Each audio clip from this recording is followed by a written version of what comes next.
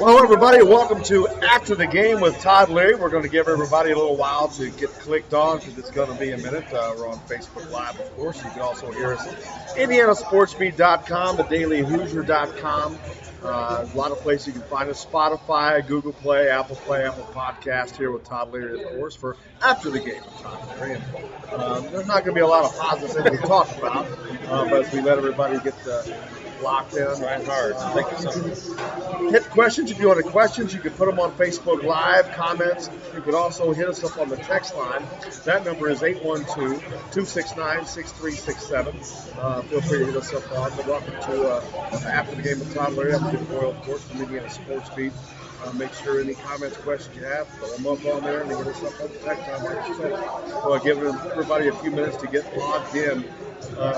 While we're waiting, Todd, like I said, there's not a lot of positive things that we can say. Indiana loses 84-63. It's not the worst beat that they've ever had at Minnesota. Yeah, we can spin it that way. We can spin that positive, I guess. Yeah, that's the only positive thing I can try to think of. That 50 points last. Not the effort I thought that we were going to see. With Indiana unbelievably, still having life left in the attempt to get to the NCAA tournament this year because of the wins that they have life. They have to win 4 out of their last 7 games. Even with this loss, as crazy as this is going to sound, they still have a chance to make the NCAA tournament mathematically. But from what we've seen, the effort, the play, I don't see them. Are they going to win another game this year? It's hard to make an argument that says they would do that or would win another game. But, the mathematics of it is one thing. And I think if they had lost this game or even the Ohio State game, and they looked like they were playing hard. They had a lot of good things coming out of it. I think we could even try to put a positive spin on it. But when we're trying to make jokes about whether they could possibly not even win another game, that legit is where we're at. They didn't show the fight or the I hate to say effort because it's not that they're not trying, but I didn't see anything out on that court that gave me the hope that this team was going to be able to make a run or. We always are going to have that hope of maybe they'll win the Big Ten tournament. That'll get them in for the automatic bid. This team is going to struggle to win a game anywhere else. Yeah, and everyone's going to ask, a lot of things you can ask, but I don't even know where you start with this team. They're not hitting shots. They're not playing very good defense. They gave up 84 points today. There's just nothing positive coming out. Race Thompson played. If you want to try to look for something that's a positive, but and he actually played well when he was in. I saw him grab an offensive rebound, grab another rebound. I don't have the stats right in front of me right now, but he played for the few minutes that he played. They had lifted in 7 minutes. He had 5 rebounds. That's not bad. He's hustling. He's trying. We're looking for something positive. Yeah, again, that's us just grasping for anything to look at positively in this. And I think, as most Indiana fans have, I've been excited to see him play and just see kind of how he fits in and see some of those things. But I don't know that you can value a whole lot out of anything positive or negative out of this experience. He played 7 minutes in a game that I'm surprised that the starters finished that game. And, when they only lose by 21. But honestly, it didn't even feel that close. I felt like Minnesota was just kind of jacking around at the end. And, this was a game Indiana wasn't in after about 10 minutes into the game. That's almost hard to beat. And I have to ask, this is a team that earlier in the year were playing better defense. Earlier in the year, they were scoring 70-plus points a game. They're not getting close to that now as far as offensively or defensively. What has changed? Because the injuries, they were there. They kind of got used to the injuries. They supposedly learned to play with the injuries. So why the regression with this team? What explains something like that? I'm going to go back to the first show that we did here. we sat in there and talked about Indiana not really having. I don't think they know what their purpose is on the offensive end. I don't think they know what it is they're supposed to accomplish or trying to accomplish. I think they know where they're supposed to be. I think they know where the passes are supposed to go and that kind of thing. But I don't really feel like that they're trying to accomplish stuff on the offensive end. I know, for example, if you watch, I'll just use Purdue as my good example because I watch them play a lot as well. And if you watch Purdue, every time down the court, there is one or two guys that knows their job is to get either Ryan Klein or Carson Edwards open. And when they're trying to, they at least know what their purpose is. They at least know what they're trying to accomplish when they come to the court. I don't think you see that for Indiana. I think it's equal opportunity. Everybody down the court is. Have a sound difficulty on Facebook. If you're having problems hearing us on Facebook, go to IndianaSportsBeat.com, DailyHoosier.com, see if you can pick it up that way right now until we get that fixed. But we're working on that. So, it's okay. We didn't say anything any more important than what they watched on TV. Now, going forward, knowing that all they have to do is win, but they can't do that. That sounds so simple. It's easy to say, but I mean, that's it. When you go on the road, you have got to have. I don't.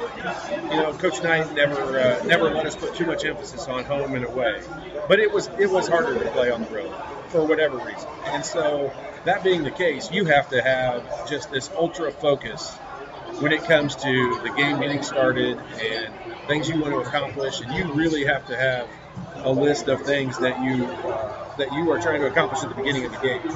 And obviously I could say we haven't seen that. If they have, I can't identify what those things are they're trying to accomplish. And so it's just been it's a frustrating issue. I'm sure the coaches are frustrated. I am super sure the fans are frustrated. And I know by this point the players have to be frustrated also. So there's no magic dust that you sprinkle on anyone that all of a sudden is going to make them be able to accomplish things that you've worked on and practiced on all year long.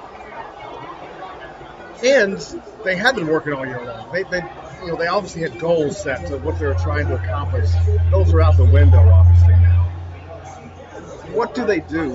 How do they stay motivated? How does Archie get them motivated? Because obviously hasn't gotten them motivated to this point to a degree that they play better than an 84-63 loss on the road in Minnesota. What do you do? You've got 6, 7 games left. I mean, you truly have to look at what you can control, and what they can control right now is what games they have left, and the idea that when they play well, they can beat good teams. I mean, they beat some ranked teams that are playing very well right now, and we're playing good at the time they beat them. But they've got to figure something out that will get them that momentum, that confidence. We've talked show after show about the hardest time to gain your confidence is when things are going bad and you're getting beat. So I can't tell you how to do it. I don't really know that I was ever in this situation that they're in right now, where the season was almost at a loss 3/4 of the way through it. But I mean, that's where they're sitting right now. So, player development. Do you look at player development for the rest of the year? I mean, I would think that's the first thing that comes to mind. You and I have had this conversation often. Archie or whoever you want to put in charge of it hasn't put some other guys on the floor just to see how they respond. If some guy can give you a spark, I mean, I'll tell you just watching Purdue right now playing Penn State. I mean, this Sasha Stefanovic guy for Purdue, I mean, he would be one of Indiana's most valuable players right now because it's a guy that can stand out there and make shots. He's their 7th or 8th player on their team, and that guy would make Indiana a lot better right now. They don't have that kind of guy, and that's kind of that's what Indiana has kind of built itself on. That's what Indiana fans grew up watching.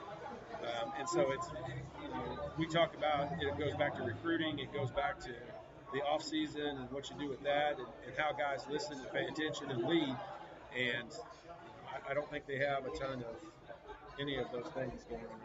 Yeah, Ed says this team was a total train wreck, an embarrassment. Fans are frustrated. I understand. I can't. What I don't understand is this team seems to be getting worse in this last 10 games. I mean, things are snowballing against them, and the hope, all Indiana fans are going to sit there and hope that, they get to the point, they get to the breaking point, and all of a sudden they turn it around and something clicks. And that's what I think everybody was kind of feeling Michigan State was going to be. That was going to be that game that turned everybody's momentum around. And they got to go home after that and play a game against Ohio State, which is a team you should beat at home. And they didn't do it. And so obviously we feel way worse now after this loss than the positives I think you gained out of coming out of that Michigan State game. And I honestly don't know. I mean, I agree with the comment that you have to, you've got to have that come to Jesus meeting and all that. Well, they're past that point. They've got to right now they've got to go back to the basics and the fundamentals and, start doing the little things. I don't know what scares me more than anything, not the 84 points that they gave up. Minnesota made an odd number of three-pointers and a good percentage.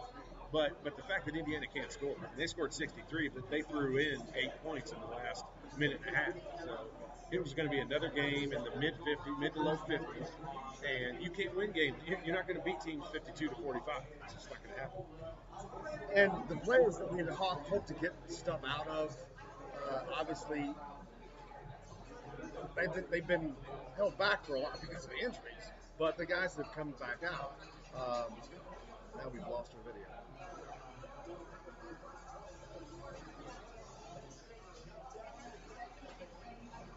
Let's try it again.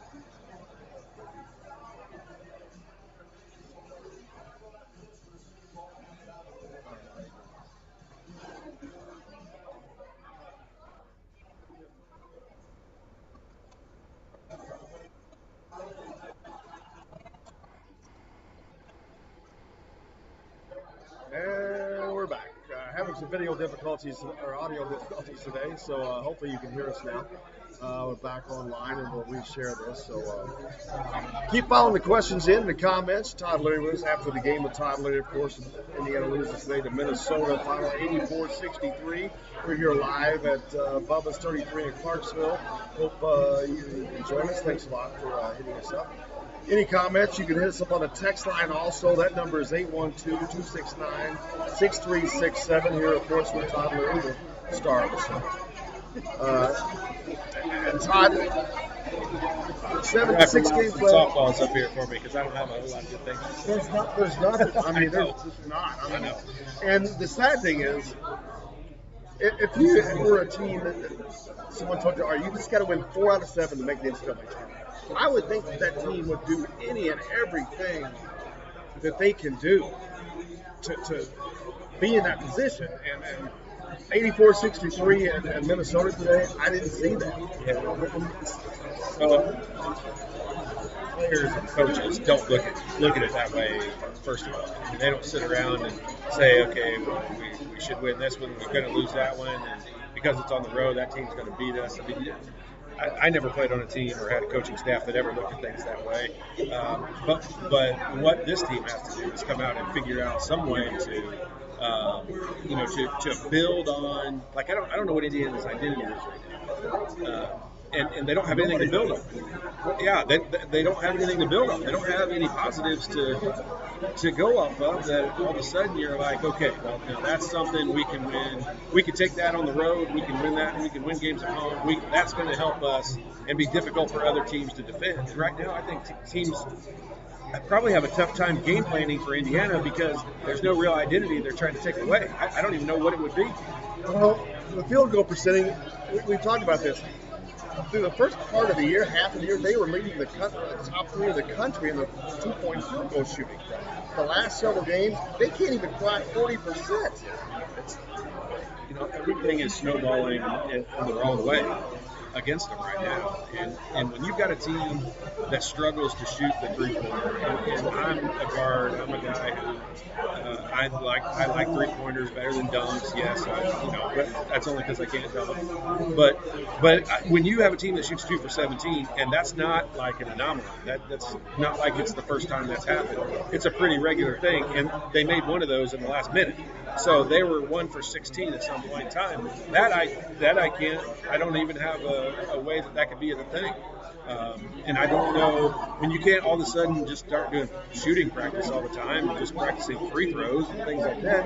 I mean, they have to be worrying and focused right now on what game plan they're going to put in place to beat Purdue in the next game. In this game, what game plan they were going to do. Obviously, you could see Minnesota had a game plan. They were pounding that ball in the paint, saying, "Let's see if you can stop us." And then they started making outside shots, and it was a 20-point game really quickly. And so I could have told you, watching the game, I could have told you what Minnesota's game plan was. I couldn't have told you what Indiana's game plan is, and that goes for the last 10 games. Why does Indiana play 80%? I know it looks like they're playing. They don't look like they're giving their all. I don't think it's that. I don't know if it's confusion, if it's a lack of awareness. I can't imagine it could be any of those things at this stage of the season. But there's something. They don't. The other night I was watching Houston play.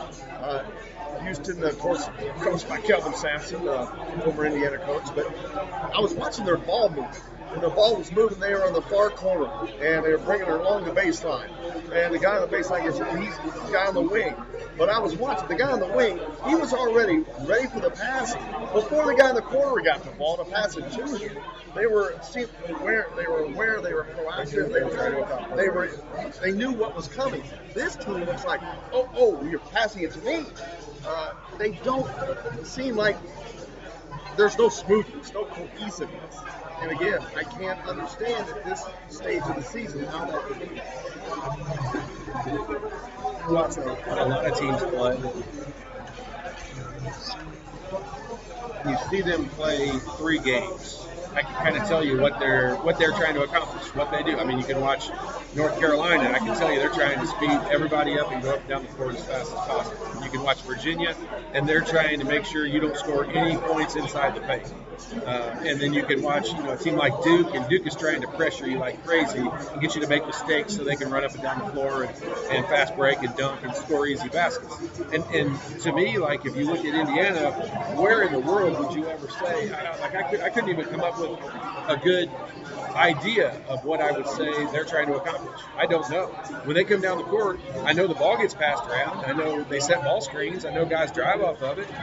But I don't know that they know what they're trying to accomplish, and they don't have an idea. There's nothing that you can say, this is what they're trying to do. And I know that most of that is on the players. But there's some of that you have to lay on the coaching staff. And I'm not trying to just – you got to let Archie Miller get his guys in this.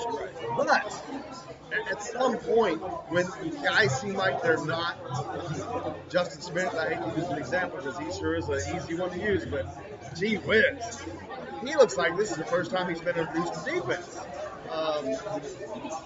Against the other night, against Ohio State, the last play of the game, he goes up high on the post and leaves the entire basket wide open. I'm like, they don't seem like they have got the grasp on playing defense.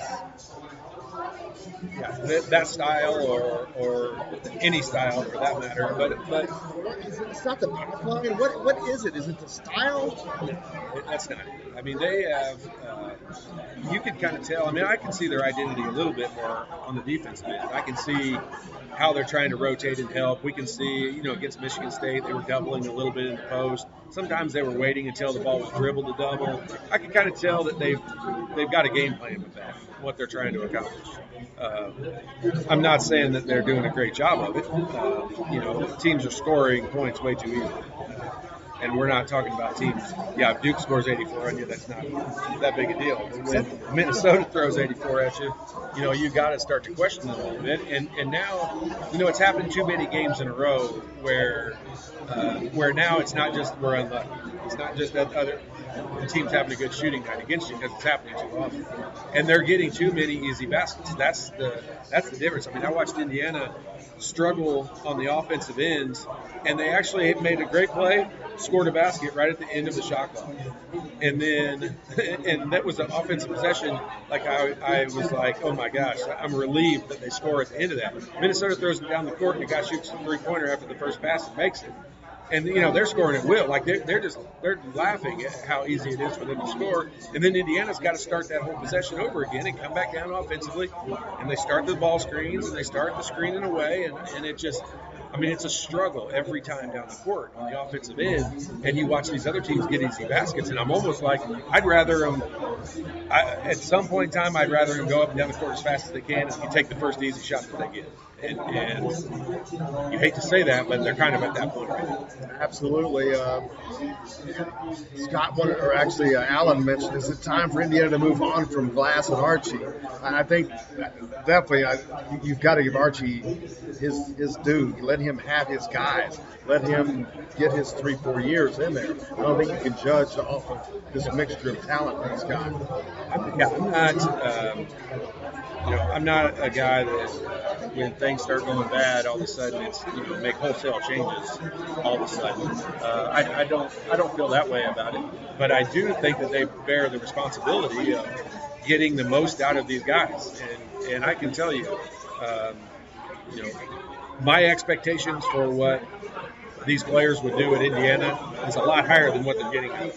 So, not that anybody bases anything off of my expectations, but I would probably set mine even lower than what the average Indiana fan is, because I know how difficult it is to play at that level, and I know you don't just step into it because you were great in high school or because you came in second all time in the state of Indiana in high school scoring. There's a lot of factors that become involved in it, and you hear people repeatedly say, well, maybe this bad year will cause Romeo to stay another year or whatever, and that is not happening. Like that is not. If anyone told him he should stay for another year, they're not taking his best interest into account. They're taking Indiana basketball's best interest into account. Fans would like for him to stay. I would be great, but that's not the reality. He's going to be a first-round draft pick. He is a better right now today. He is a better NBA player than he is college player. And that's what they're trying to make it down the road. They're not trying to make him a good college player. And because he improves things that you get away with in college, doesn't mean he's going to be a better NBA player. And he has the game for the NBA. He is going to be a better NBA player than he is college player. And Indiana fans later down the road are probably blaming on Archie or blaming on whatever, and it's not. It's the system. The NBA and the NCAA are two completely different animals. There's nothing about them that's even similar other than they both use a ball and the basket's 10 feet off the ground. So, and I've talked about this before. Romeo, obviously, the three-point shot, not exactly perfect, although he's been hitting, before this game, it's been hitting around 40%. But if he were hitting that all year long, he would be averaging 32, 33 points a game. He would be the number one pick in the country, and it would be even bigger. But he's already the leading scorer among freshmen in the Big Ten.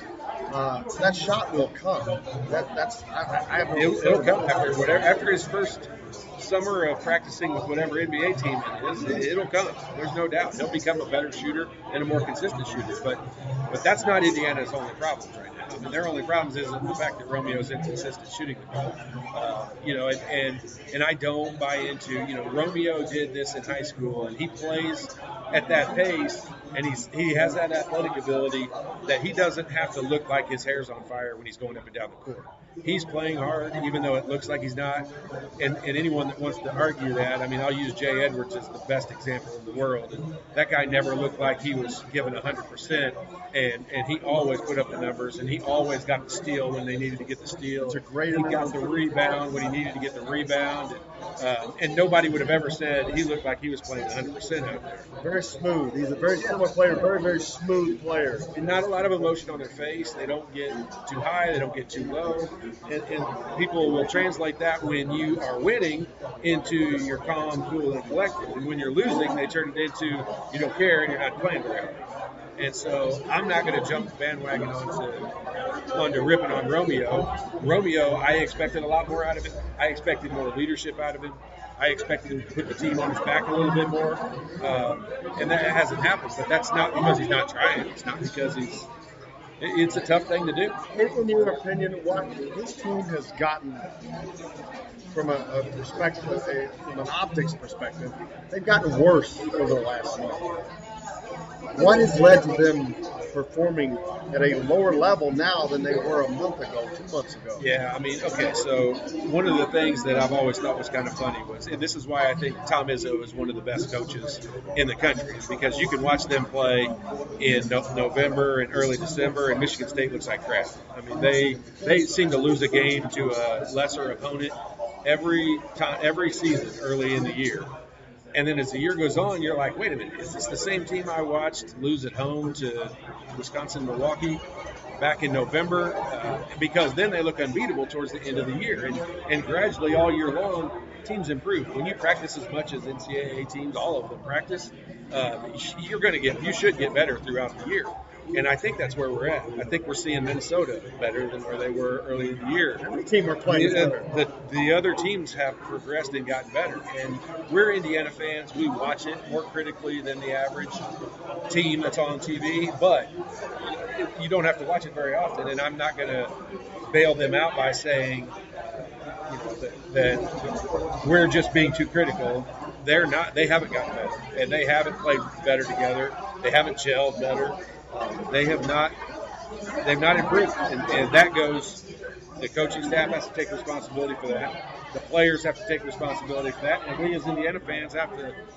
I hate to say lower our expectations, but with this team, that's where we're at right now. Well, every team, it doesn't matter what level. My daughter's soccer team, they got better. Better as on. You have to improve. If not, you're regressing. If you're regressing, there's something amiss because you almost get better just by showing up every day.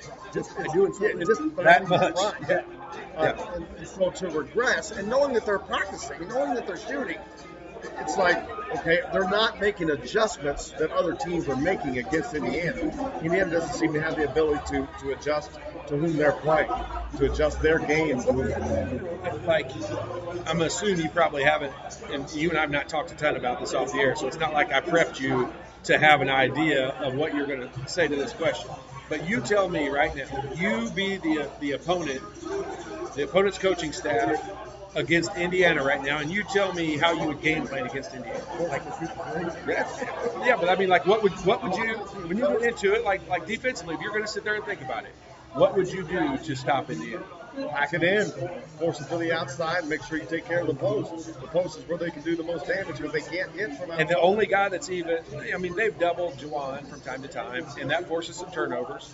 A lot of times it leaves guys open, so teams are not even saying, they're saying he's a good player in there, but it's not worth us double teaming. So let him get his 14 to 18 points because I don't think the other guys on this team are going to step up and get 14 to 18 points apiece and have enough points at the end of the game to beat us. And so I think teams probably truly struggle.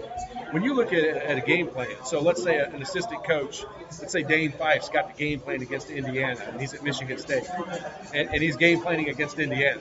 I mean, that game plan is extensive. I mean, they have watched every game, every possession that you've played, every time, whatever they say Indiana's identity is. So let's say it's Romeo Langford or Juwan's playing in the post. You know, they have studied every possession that he's scored in the post and what his tendencies are and what he's best at here and what he's best at or what he's not so good at when he turns the ball over. They've studied all that stuff. When teams play Indiana, these coaches probably laugh at what they have to, the amount of stuff they have to take away because the game planning is so minimal. There's so few things that they need to worry about. It's just got to be incredible from their perspective to see how much easier it is to game plan against Indiana than a Purdue team. How you doing? He knows. He knows. He lost by 50. Wasn't good, trust me. And you know what? We never talked about that game one time. We didn't watch that video one time. Coach Knight never said a single word about it. Nope. Dave White wants to know, looks like the team is quitting on Coach Archie Miller. Yeah, that's not. I've never bought into that. I've never bought into a team quitting or, them all ganging up and saying, hey, they don't believe in the coaching staff and that kind of stuff. But, I don't believe in that stuff. I don't think that they consciously said, all right, screw it.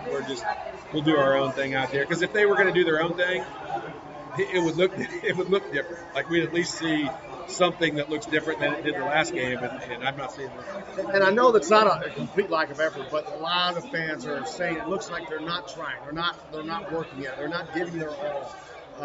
With that many people thinking that, is there something to that, or is it just a confusion? Is it frustration? It's just the negativity and the frustration all building up. I mean, believe me, I kind of get the same feeling about it. When they're winning, we don't sit there and go nitpick every possession, But when they lose by 20, every possession in the second half today, you have a negative connotation in your head. You got a negative thought about what are we doing wrong, not a positive as to what. Okay, well at least they're doing this, or at least they're doing that, or whatever. I mean, we're starting to look at it negatively, and that's just going to force negative thoughts out of everybody. And fans I am a fan, so we're the worst. Like we're not there tomorrow. Like, these guys are going to go home. They're going to probably watch this film. It's going to be disgusting. It's miserable. It's a terrible feeling that you have. They don't like it. You don't have any fun when you're losing. So they're definitely not giving up. But, it's just they're in a horrible position. And I think people have to understand, and I'm not saying this to crack on individuals, but here's the fact. Devontae Green was 1 of 5 today. I could have said 1-4. His middle name should be 1.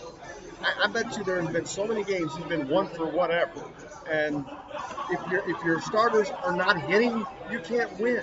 Justin Smith, he had 2 points. He only played 18 minutes, which is a lot less than what he normally plays. He only had 2 minutes. There's a reason he's not playing as much. Deron Davis played more today. I think he started over Juwan. I didn't see the games. But he comes in and he has 10 points. He has a nice day. He had 4 rebounds and 10 points. So Deron continues to give a little bit. But Justin Smith, again, 2 points. I'm sorry. You cannot be a major cog in the team and consistently get 2 points from this guy and 1 of 5 from Devontae Green. This is why Indiana's losing these games. They're not that talented. It's just that simple. They're not that talented, I don't think. Yeah, I mean, they're. Yeah, I don't know how do we analyze talent, because I have differentiated. I have a different look at it, and I have a different opinion of what college coaches should be recruiting, and I tend to lean towards guys that are a little more skill developed than athletic ability, and you have to have athletes. I'm telling you right now, you have to have athletes. But you can't win with a whole team full of athletes that don't have very much skill. And I think that's where Romeo was supposed to be the savior of this team, because skill-wise, anybody that can score that many points in high school obviously has the ability to score the ball. And yes, it was going to be more difficult at this level. That is for sure true. But if you look at, Purdue's on in the background right now. But when you look at on the floor for Purdue, and they've got Nogel, or whatever his name is, Eastern, on the floor with Ryan Klein, Stefanovic, and Harms. You got those 4 guys on the floor at one point in time. You're not going to convince me that they are more highly recruited than the Indiana players, and that's not getting Indiana anything. Justin actually started on the bench today behind Deron Davis, started in his place, which was good. They pointed out. But also, Romeo only attempted 5 or 6 shots. 6 shots. He's your star. And I said this to you earlier. You can have your guy who is your star get away with only having 6 field goal attempts if he's like 12 for 14 from the free throw. That means he was driving it to the basket. There's a lot of games when, guys will score a lot of points and you're like, man, how's they score 21 points off of only 6 shots? It's because they got to the free throw line. That obviously is the case here for Indiana. And you can't expect to go on the road. You throw Romeo's line up there, and you say he's 4 for 6 from the field in a road game for Indiana. We did this back in the game at Michigan State, and we sat there and said, what would we have thought the result was going to be if Juwan only played 10 minutes in that Michigan State game, and Romeo didn't have a very good shooting game, and we would have said, well, they would have lost by 20. So that is what we got tonight, and they did lose by 20.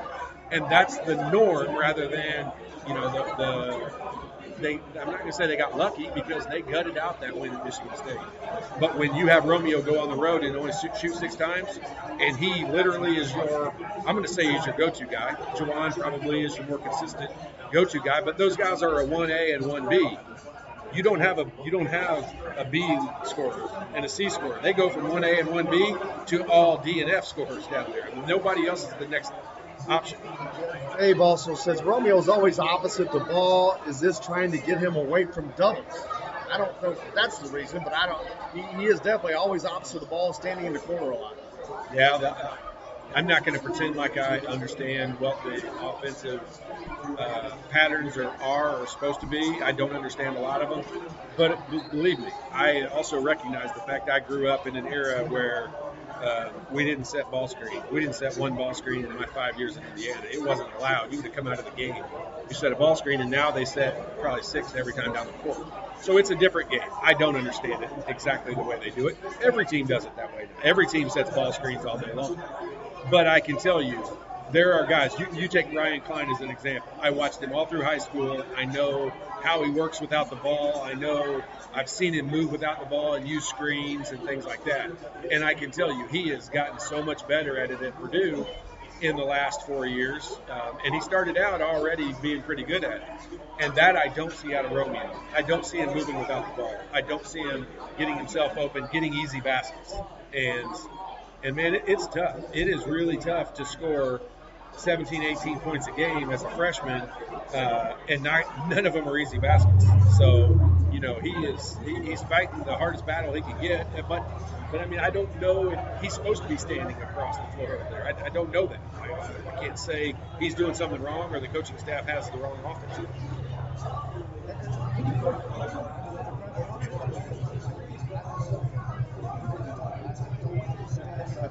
Obviously, a motion offense back in the day was pretty easy. It's pretty easy to identify.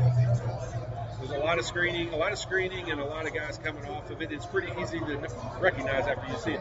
Let's use a lot of ball movement, but is that just a lack of execution, or is that part of the plan? I stumped him. I waited to shut me up. Let me talk about Indiana's offense. But I mean, I can't tell you. I feel like I watch a lot of basketball. Like, let me tell you, when I come home at night, I don't watch TV shows. I watch basketball no matter who's on. I watch it. And so I feel like I try to identify what teams are trying to accomplish. I mean, I can tell you, who's an up and down the court type of team. I can tell you who shoots a lot of threes. I can just identify it by watching it. And I can tell you, I've watched every Indiana game this year. I cannot identify what it is they're trying to accomplish. Because this team, I don't know that it's likely this team wins again this year. And that's scary because they were sitting when you asked me that last time. How in the world did this team possibly not accomplish what last year's team did? You've upgraded in players this year. The guys that you have back were there last year, so they've got a year under the belt, and you upgrade. You've got more talent. How in the world is it possible? Which part of that is the Big Ten is better, and the Big Ten is the toughest conference in the country, of course. But they're not going to finish as well as last year's team, I don't think. Well, I don't know. I mean, you look at the way Indiana is right now, and you look at their schedule and who they have remaining. I mean, they're a team that sits there, and I hate jumping on the negative bandwagon. But this team has not proven that I should feel confident of them winning any game. They've shown the ability to win on the road against a team that's pretty good, that's coached very well. So we know that the ability is there. Yet I've seen them lose at home to some teams that they should never lose to. And so therefore I'm anxious every game to see how they get started. And this Indiana team, I don't think anyone is going to tell you this is a team that has a ton of firepower. And so to start off every game behind is you're digging such a hole so quickly without the tools to dig your way out of it. And they're almost beat 5 minutes into every game. And that's frustrating. I don't know. Like, I can tell you in high school, before every game, I was sick to my stomach because I knew we had to get off to a good start in every game. Okay, when I got to Indiana, Coach Knight was sick to his stomach for me. Like, he was so nervous about before every game. There were never any smiles. There was never any chit chat on game days with Coach Knight. He was sick to his stomach that we were going to execute the way we were supposed to when we got started. And this Indiana team, it's beyond funny now. It's embarrassing and it's a joke the way they start these games out. And they're not built to come back. So literally Indiana fans are looking at it at the first TV timeout negatively, as they should. I mean, I don't give them a reason not to, but it is heartbreaking and gut-wrenching every game when they get off to a negative start like that. And I think Michigan State might be the only one where they really didn't do that. And what happened there? And they won. And they had a 5-minute scoring drought in the first half of the Michigan State game. And I thought that was going to cost them and be the difference. And they were able to fight through overtime and everything. They fought through everything. They've got the ability to fight through. Barry says you can't win without heart and leadership, and the leadership part. Both of those comments are right. They are. And I can't comment to whether or not they have heart. I have seen zero leadership from this team. Yeah. And you say, like, Don Fisher's been on the show talking about that Juwan's he's not a big rah-rah guy. That's okay. Yeah. You can still lead. You still have to be a leader. And it's you don't have a choice to be. You're the de facto leader. You have to be. It's your responsibility. He's a senior. You're totally right. And so you could easily, there have been guys, trust me, Calbert Chaney was not a rah-rah guy. Calbert Chaney was not, he's the best leader I have ever been around. And he was not a vocal guy. You just kind of knew what to expect. We knew what we were going to get out of Calvert. The difference was there was a lot of fiery guys. Jamal Meeks was an in-your-face, fire you up kind of guy. I'm kind of a loud, I will call you out for anything kind of guy. And when you do that, you got to expect them to give it back to you when it's deserved. And I do, and I did. And Jamal did, and Pat Graham did, and Pat Graham was never afraid to say, "Hey, get your head out of your ass. What are you doing? We need you in this game." And Juwan is not going to be that guy that's going to go jump in people's throat. Somebody else needs to be. You guys had a team though. We did. They got nobody. That was the crazy part. Like, we had a bunch of. We almost needed some guys to pump your brakes a little bit and step back and I don't quite need you to be as vocal as you are. That's usually me who they were talking to with that. But I understood that, and I knew. I'm telling you, I felt there were some games in my freshman year that I didn't play all that much. And the weird part is people are like, yeah, as a freshman, brother, I think I started 5 or 6 games as a freshman because Coach Knight had that deal. If you played well in practice, you were going to get to play and get the opportunities. And that's the thing. I would love to go back and see it. I don't know what it is, but I always had more pride, and I tried to get people to understand that I think that I started more second halves of games that I didn't start the game in of anybody that played while I was there. And to me, I took major pride in that. Because if you played well, you got to continue to play. And generally, coaches will just kind of stick to the same lineup they started with. And there was a reason why we had that one to begin with. But I took some pride in being able to start the second half of the game because of how I played in the first game, or the first half. And so, that was something that I just wanted to accomplish. And you talk about there being a bunch of leaders. Like, we had a lot of vocal guys who in high school, I was vocal on my high school team. Heck, I punched Eric Montross in the chest running down the court one game for taking a fadeaway shot. And this guy, he got every rebound there ever was to get him. He was the epitome of the best teammate you ever won. I punched him in the chest running down the court because he took a fadeaway shot. I was in your face. That's just what I understood. And Scott Montross will remember that because he was not very happy with me at that point. in that game, but his dad, dad's Scott Montrell. He was a great guy, great dude. I spent a lot of time with him with AAU traveling and stuff as a kid, and that was the thing though, like he was being a leader at that point. He stomped down the bleachers in high school coming down there to get me when I punched Leary. That's funny. One of the big losses Indiana had up at Minnesota, Coach Knight benches everybody since then. I've talked about that during the season, that there have been points where I'm like, dude, I'm walking down and I'm getting Johnny Jager and Blackman and whoever's down here, the last 5 guys on the bench, and running them up there. Is that something that should have happened today, just to send a message? Yeah, I mean, that's... It hurts when you don't have guys you on the and I bench. are not the coaches. You and I are not the coaches, so we can't... I mean, would I have done it? Yeah, I would. I would have probably done it before today. But that doesn't mean it's wrong because Archie doesn't do it. I don't know the reasons why they wouldn't do it. But I can tell you, when you look down at the end of that bench, there's some guys I would have found out if they had any heart or not. I would have found out if they maybe could be the spark. And they don't have to be crazy, insanely tall, athletic people.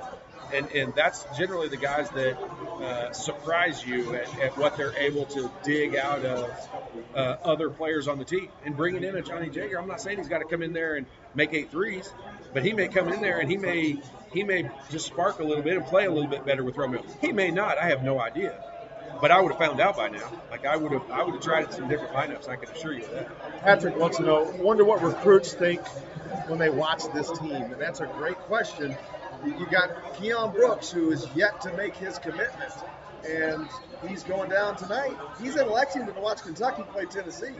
And not saying Kentucky, if they lose that game or win that game, but if they were to win it, you're watching Indiana get just destroyed at Minnesota, and then you're going to be in that environment there. How does that affect recruits? So I said this one other time on your show, players look at that as they would love being the savior too. Okay, so this is not like an insane negative thing for a guy like Keon Brooks to see Indiana struggle like that, because he's from the state of Indiana, so he knows how he's getting a healthy dose of how crazy Indiana fans are right now. I mean, people are following him on Twitter and following him on every other thing that there is. And, on Twitter. Sure. I mean, that's what Indiana fans do. That's what we all do. I mean, we want him to know that we want him to come there. But they look at that from the standpoint of, they can be that guy that can take it to the next level. I think that had to be a part of why Romeo wanted to go to Indiana. I mean, Romeo, no matter what, is going to be loved in the state of Indiana forever. And had he chosen another school, he might have been loved in the state of Tennessee if he'd have gone to Vanderbilt for a long time. But I don't think so. Not the same. It's just not the same. Indiana fans are nutty. They're loyal to the death. And so just because I'm sitting on right here right now ripping these guys doesn't mean I don't love them. I mean, I want them to win. Unfortunately, I think as bad as they want them to win. And that is that's what Indiana fans are. So I don't blame them for that. But does a guy like Keon look at this? Here's the negative part: is he's going to an atmosphere tonight that's going to be nuts. And Kentucky fans, and you want to talk the crazy level of fans in general, I think Indiana fans are right up there. I mean, I'm talking crazy, like nutty. They'll love you no matter what your record is. Indiana fans are up there, and I think Kentucky they're probably 1A, 1B up there as far as loyalty to their program. And so it's going to be nuts down there tonight. But when you look at the flip side of this for Keon, he can look at this from an Indiana standpoint and say, it's playing as bad as they have been. They're still playing national TV games. They still got, you flip on Sports Center, they're still talking about Indiana, and that's because it's Indiana. And that's the thing that you can't buy, that you're never going to, Vanderbilt's never going to be in that situation.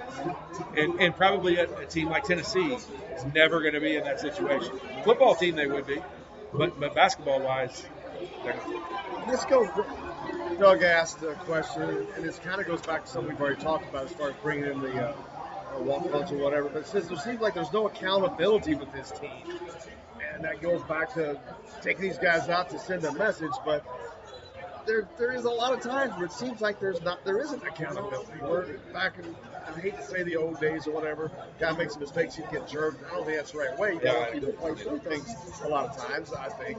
But sometimes it seems accountability does not seem to go along with this team. Yeah, I mean, I don't disagree with the statement. I think the coaching staff would probably look at that and say, well, wait a minute, we just didn't start Justin Smith and started a different lineup. I mean, because Justin hasn't played all that well, that's holding him accountable for the way that he's played. And, they probably have an argument to that too. But I don't disagree with the statement. There's a lot of times I look at this and I'm like, I wouldn't have seen the floor for 3 games, no matter how good in practice I would have had I done some of the goofy things that have gone on.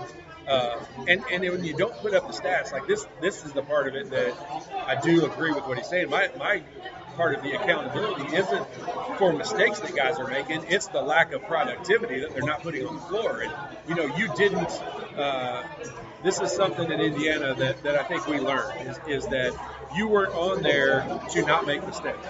You were on there to have some production. So if Matt Nover didn't rebound, he wasn't going to play as much.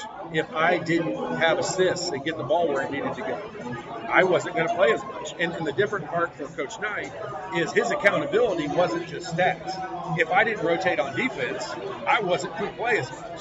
And so there was the level of accountability was so much deeper, I think, on a Coach Knight's level team than what you're seeing out of these guys. Because with these guys, if they just don't make mistakes, they're playing. And that's where Indiana fans don't really have a whole lot of. That brings me right to my next question. I mentioned earlier, how many times this year DeMonte Green had gone 1 for a lot. Justin Smith, you're getting 2 points out of him. My question now is then, why not play Clifton Moore? Why not play Jake Forrester? Why not play Johnny Jager? What are you losing?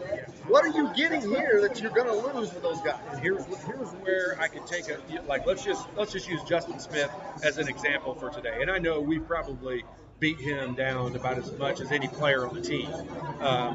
But that's because I don't think we're seeing that production. And that is, I'm not mad about the fact that he might have some turnovers or he might miss shots or whatever it may be. But you look at his line tonight, he's got 2 points on 1 of 3 shooting. Justin Smith is 6'8" and insanely athletic. Let's say 6'7". Let's not even give him that extra inch. Let's say he's 6'7" and crazy athletic. They didn't play a bunch of 7-footers on Minnesota tonight. So in, what did he play, 16 minutes of play tonight, he comes up with 1 rebound. That's my issue. So my issue with Justin Smith isn't so much that, where's his production? Why should I put you on the court? And that's where Archie should be able to look at this and say, show me, Justin, what you did to put yourself in a position to be on that floor. I don't think he needs to ask that question. I think he needs to ask himself, why am I playing him? I agree with you. And then I have to ask him, why are you playing him? That's been the thing with Demezy Anderson all year long for me, is I've been like, obviously I don't see practices, so I don't know if he's earned his way to be on the court. But I feel like they just play him because they recruited him so high, and he was rated pretty high. Indiana fans had a lot of expectations out of him, because I can tell you I've not seen him on the court yet put up any kind of production that would warrant him being on the court again, or being on the court for an extended period of time. Tonight he plays 11 minutes. It doesn't sound like a lot, but I don't know what he did to deserve 11 minutes, other than other guys. Other guys didn't deserve it either. So there's almost like you're flipping a coin at that point, and you're just putting in the next guy down the list. You're not putting him in because of anything he's done. Where do they go the rest of the season? I talked about this earlier. I think you've got to look at player development, but they're not really doing that right now. Yeah, I don't know. Some know. changes, but where's Jake Forrester? I really don't understand. Why did he not play today? I mean, we saw some good stuff out of him in the last. Well, it was Michigan State for sure. I don't think after the last game, he was in Assembly Hall after the game for 40 minutes, working on just personal workout. I watched him out there, worked up a heck of a sweat. But he was out there with some managers, and he was out there for 40 minutes just working on shots and different moves and whatever, and just really going at it. So why he doesn't even play, no idea. Yeah, I don't either. I mean, I would say this is just me and you in Clarksville, Indiana, sitting at Bubba's having the conversation, because I don't have any inside knowledge as to this, but that almost screams to there's some other reason why he didn't play. He's played enough in games, and we've seen enough of him in games that would have warranted him being in this basketball game tonight. Whether he did something in practice, and I'm not trying to start a rumor that he did anything, I have no idea. But him not playing in this game, I would just guess there has to be some factor into it that we don't know about. There's got to be something because they need him. They need him to. They need him to perform. They also need him to get better as they go forward for next year. Because this has got to be a guy that they have to count on next year. He's a freshman, and he's going to be someone that they need. But he's not getting the minutes. So obviously something is going on. Yeah, I mean, and like I said, I don't want to build an issue that isn't there. But he's played well enough in the games. The issue might be something that he's not given effort in practice. I'm not saying there has to be some rules violation or anything. It may be he's not playing hard in practice. I do not know. But he's played well enough in the games that we've seen that I feel like we would have seen him in the game tonight. Well, especially because today they played about everybody. He's one of the only scholarship players that didn't play. I mean, 1, 2, 3, 4, 5, 6, 7, 8, 9, 10. So you got Jerome Hunter who's hurt. There's 11. So you got 2 guys that didn't play. He's one of them. I'm missing somebody. But there's obviously an issue because he's somebody they would have needed today, especially that body down low where they were getting killed. Well, I'm not sure we would have seen Race Thompson. Those minutes would have, for sure, I would have guessed, been Forrester's in past ball games. Race Thompson's from Minnesota, so I'm sure that was part of the reason. We've been holding him out all year, so just to get to Minnesota, just to break out of Minnesota. It worked really well. Yeah, it's been awesome. That was great. Before I forget, I want to thank some people. Of course, Mike Stockton here at Bubba's 33 in Clarksville. Always great. We appreciate him taking care of us. John Sweetland Waste Removal and Recycling. They had a whole group of people here today. One of our show sponsors. We appreciate them as well. And Jay and Roger Reynolds Family Dentistry in Sellersburg. Another one of our great sponsors. We appreciate those guys. So make sure if you're in those areas. Yeah, where were they tonight? Tennessee, man. High school basketball. But a lot. But getting back to the games, Indiana's got to go forward. They've still got to play. And again, I said this before, unbelievably, they still have an outside shot at the NCAA tournament. How? It's a weak bubble this year. Oh, very weak. And with the way things have changed, their wins earlier in the season, they look just as good now as they did earlier. And actually, the win over Louisville would look really good had Louisville not choked up a 23-point lead over Duke. And Marquette took a loss last night, but it's not really going to affect. They've got good wins, and if they can get some of these wins, they're going to be over good teams because they only got good teams left to play, with the exception of Illinois and Rutgers. But they've got to play Wisconsin. They've got to play Michigan State again. They've got to play a Purdue team who is destroying Penn State right now, 61-46. And Purdue is playing very well. They got beat against Maryland, but that's a great Maryland team on the road. So Indiana's got a lot of tough games coming up, a lot tougher than this Minnesota game they played today. So the road ahead is not going to get any easier, but they still have a mathematical shot at making the NCAA tournament. But to me, if they don't make the NCAA, they're going to make it cute. But if they don't make the NCAA, I don't see them making the NIT either, because it's not like an all or nothing for them this year. I don't think you even want to play in the NIT. I mean, I can't even imagine. I sure as heck wouldn't. So the only reason you would, if you were an Indiana coach, is to get the additional practices and the additional games in for the freshmen and the younger guys on the court, because it's not. I've never looked at the NIT as I never cared one way or the other if they played it or not. But if they, as a player, if you're in that position, do you say nope? I didn't make the NCAA tournament. I don't think. I don't want a consolation prize. I don't think that as a player you can get away with saying that, because you have to say as a former right. Now that I'm not there, I can for sure say I would have never wanted to play in the NIT. It's one of those things that the game doesn't really mean anything. It can only be negative. You can only work yourself into some negative situations. What about the tournament you have to pay to play in, like CBI or whatever? The ones where they do where you get 3 points for shots in the last 10 minutes or whatever it is, like some of those things are turning out to be quirky. Here's something I don't get. talent is talent. And they're just not that talented, they're just not that talented. But Devin said, Archie said himself that Minnesota was a much hungrier team. Why does this team not seem hungry at least? I mean, you can miss 20 shots in a row, but you can do it passionately. And I don't see them passionately failing at what they're failing, but I don't see them passionately failing. I just see them failing. So here's what, I learned this early in high school basketball. I learned how difficult it was to come back when things were going negative. Like, I think all coaches would probably tell you, and anybody who's played sports at any level before will tell you, when things are going bad, that's the hardest time to turn it around. It's pretty easy to be a front runner, and when things are going great, you usually shoot a little better, and when you're on winning streaks, you shoot a little better, and your free throws go in a little bit more often, and defensive rotations seem to be easier. You don't get as tired in the game. You don't get out rebounded. You block out most of the time when you're supposed to. Things are easier when things are going well. When they're going bad, it's that much more difficult. And it's difficult to start with. And so that's why it became apparent to me early on in high school that we had to get off to a good start. And the games we got off to a bad start, we almost lost every one of them. That's what it seemed like to me. And so when you look at a game like what happened here tonight, 5 minutes into this game today, it was already difficult for Indiana.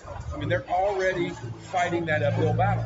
So I don't want to say that Minnesota wanted it more than them. Minnesota got off to a good start, and Minnesota ran with the momentum. And trying to change the mo is one of the very hardest things to do, especially on the road. And that's why the Duke game the other night at Louisville was such a crazy event. I mean, it was talked about on every sports show the next day, all day long. And it was, now all of a sudden they're talking about a team that was down by 23 the night before maybe being the best team of all time. They're having these kind of conversations because these guys changed the momentum. They changed everything was going negative against them. And that tells you how hard that is to do. Everybody's wanting to talk about it when it happens. And Indiana is putting themselves in that hole to start every game. I can't beat that horse.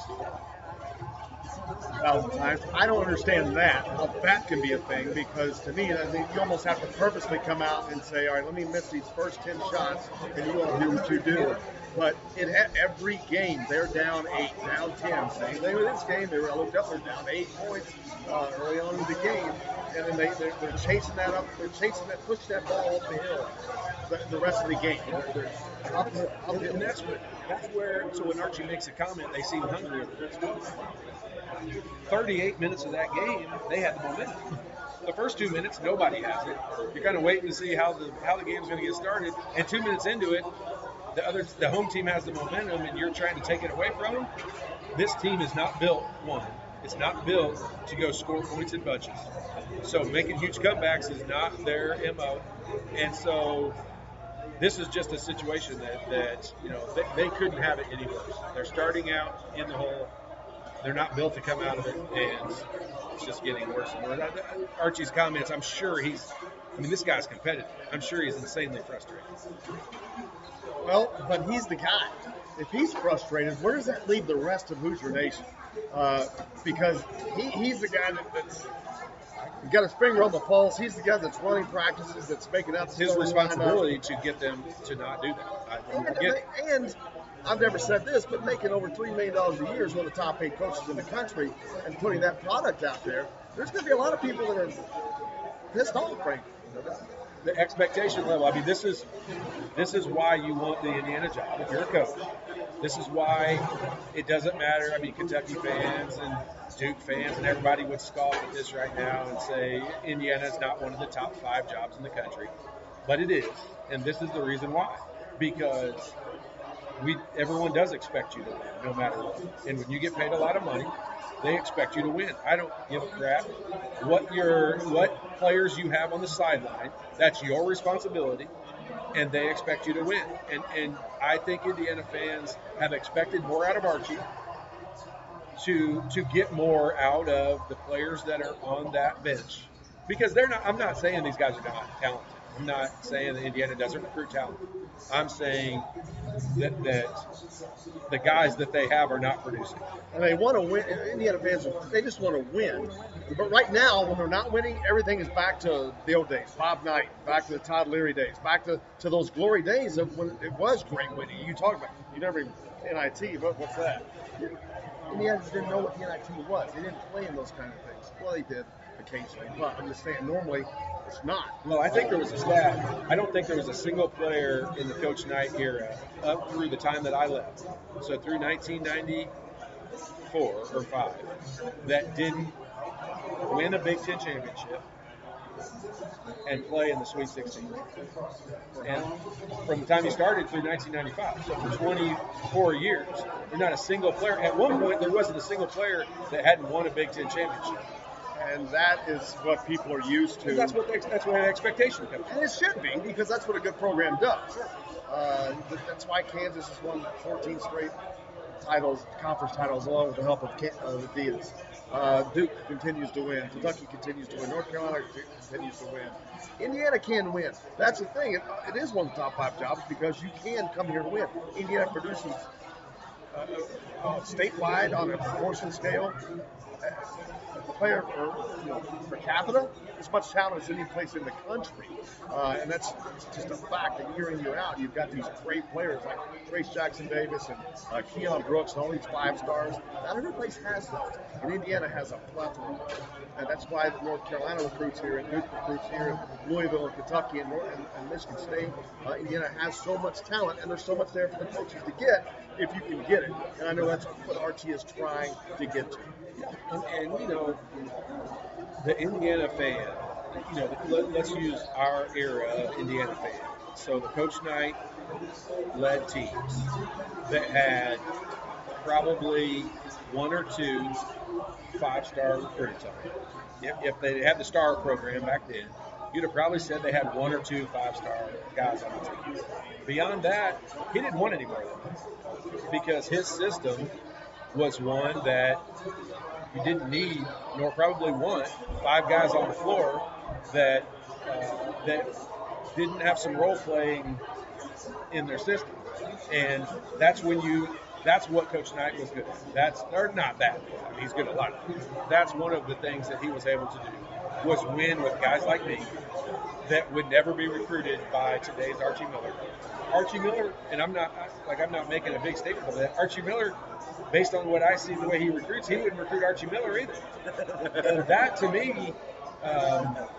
me is the issue. When you go to these AAU tournaments and you see, I've been to the biggest AAU tournaments in the country in the last 5 years, and I can tell you, if you get to play on one of those teams, you are going to probably get recruited by some pretty big-time schools, and you don't have to put any productivity out on the floor at all. They're going to recruit 5-star guys because somebody said somebody's a 5-star guy, and the guy who's saying they're 5 stars, it's not Mike Krzyzewski saying they're 5 stars. It's not Calipari saying they're 5 stars. It's not Archie Miller saying they're 5 stars. It's some fat idiot sitting there eating wings like me that says, hey, that guy's really good. And he plays on a good AAU team that's sponsored by Nike, so he has to be rated high. And that is not what Indiana fans have grown up watching. It's not what I think Archie Miller needs an Archie Miller. I've said it so many different times in different ways. I think Archie needs an Archie Miller. Well, they're not. You just said they're not recruiting those. I don't see it. I'm not saying that they're not looking for right. it. But I'm just saying, like, it's guys not are offered. It's not like the white elephant that's out. I mean, the guys that they've offered, I'm not seeing that. I'm not seeing one of those. Well, they are recruiting Indiana guys, but where's the Todd Leary, the Todd Coverdale, Dane Fife, Jordan Holmes? And they're out there. They're out there. And they're not on Indiana's roster. That's why Butler, in my opinion, jumped from off the radar to the top of the radar nationally in a hurry, because they were winning with guys that no one had really ever heard. Todd Taylor talks about he wants a team that gets old every year. The team that gets old every year. As a coach, you can kind of be on either end of the spectrum with this. Like, I can tell you right now, if I had the opportunity to just take the team and you gave me Tony Bennett's Virginia team or you gave me Calipari's Kentucky team, I I would take the Virginia team every single day of the week because they got guys that have worked and earned their way to be where they are. Those guys that are at Kentucky, I'm not diminishing their abilities at all. They're 5 stars because some fat idiot said they're a 5-star. And that person doesn't know basketball any better than anybody you draw out of a hat, their name in here tonight. And that doesn't, I wouldn't want to coach those guys. I don't want to coach a bunch of guys that don't work hard and play hard and know what it's like to lose, and know what it's like, know why you do all the little things. That's been in the trenches together with each other. That's why you take a Virginia or you take a Kentucky. If you pulled coaches across the country and said, I'm going to give you each of these teams, which one do you want? I think almost all of them are going to tell you that they want the Virginia team, because that's a team of guys who play together. They look like they play hard. They do play hard. They just look like they're having fun because they've been through the hard times. We're talking about a team right now. I love watching Virginia. You can't tell that or not. But we're talking about a team that just did something no other team in the world has ever done before, and lost to a 16 seed as a number 1, less than a year ago, 11 months ago right now. And we're talking about them as being the program we strive for and want to be. I mean, that's where they are. That's where they're at, and that's where their players are. I could ramble on all day about this. I want Archie to recruit an Archie. That's what I want. That's what I want to watch play. And until they get that, they're trying to replace. We're going to have these ups and downs. Yeah, they keep rotating, and people don't understand. One of the reasons why this team is playing like they are is not only do they not have an Archie or Todd or a Tom Coverdale or whomever, they don't have guys that are. They got Justin Smiths and they got Devontae's and guys that were. I doubt that Archie would have recruited. He did not recruit those guys, and I don't think he would have recruited them. And with what we see on the court, I'm like, wow. I don't. There's no cohesiveness. There's no getting together as a unit because it touches. Ever since you said that, I'm very aware of watching that, and I watch teams, and I'm like, wow, there's that positive touch. There's that positive touch. I don't see that on Indiana. Still don't see that on Indiana. What do they do from here forward? What does Archie do? What does Archie do? Not to try to salvage the season, because I don't think the season is salvaged. It is mathematically, but from what I see, no, it's not. Based on the evidence on the floor, no, it's not. You've got guys that you're playing that just simply are not producing, aren't playing, and I can understand that you can't make that person do that.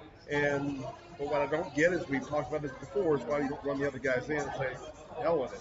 I'm getting my butt kicked by anyway. My frustration level would have boiled over at this point, and I am no more competitive than Archie is. I can assure you that. He's a competitive dude.